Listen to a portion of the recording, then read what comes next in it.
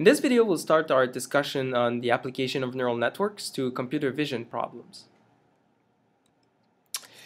So we've looked so far at the fundamentals behind, fundamental ideas behind neural networks and concepts, and now we'll start looking at application of neural networks to specific problems. In this first series of videos, we'll look at specifically at computer vision problems. Computer vision is the design of computers that can process visual data, so images or video, to accomplish some given task that humans can accomplish easily. And specifically in the this video and the upcoming videos, we'll focus on the problem of object recognition, visual object recognition. So in that context, the computer or the program is given as input an image. And the computer must identify what's the identity of the object that's present at the center, or more or less at the center of the image.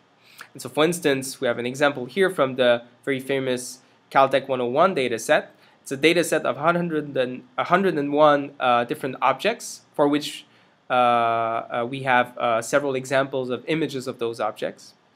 And for instance, we have an example here of the image of a sunflower, which is 112 pixels by 150 pixels. And the computer must take that as input and then tell us at the output that this particular image contains the image of a sunflower, where sunflower is one of the 101 different categories in the Caltech 101 dataset. So what we'd like to do is design neural networks that are specifically adapted and designed for computer vision problems. The reason for that is that there are certain issues with the type of data we have to manipulate in computer vision, and there are certain characteristics of the data we can also exploit to get better results. So one issue we have to think about is that images are extremely high-dimensional inputs.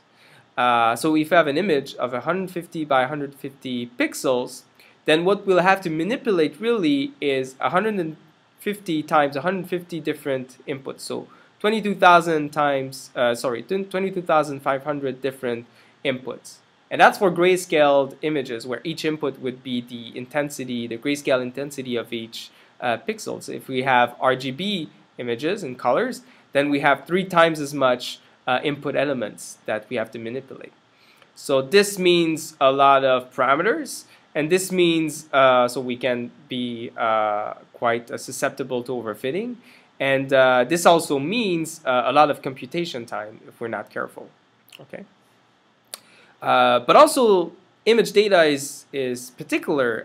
For instance, the order of the inputs is actually meaningful. In fact, more specifically, the pixels, where each pixel is an actual input for our neural network, is organized in a particular 2D topology. So pixels are organized spatially, where certain pixels are close spatially and other pixels are actually far away from each other in the spatially in the image.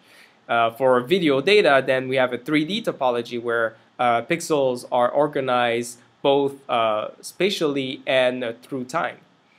And so that's something we might want to exploit.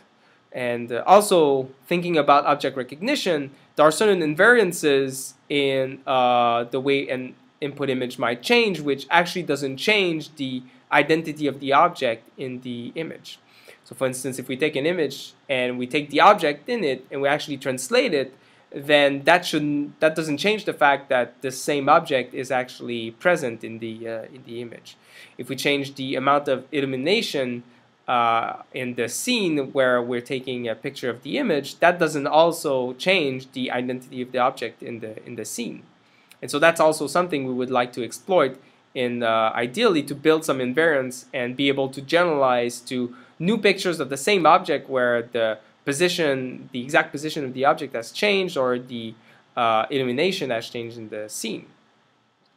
So we'll focus on a type of neural net that tries to exploit these ideas to get good performance. They're known as convolutional networks, and they're characterized by 3 different properties that really define convolutional neural networks.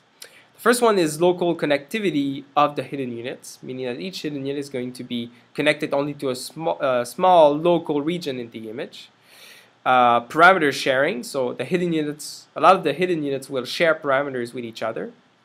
And then the use of pooling and subsampling operations between hidden layers in a convolutional neural network. So in the following videos, we'll look at these three ideas separately that really define convolutional neural networks.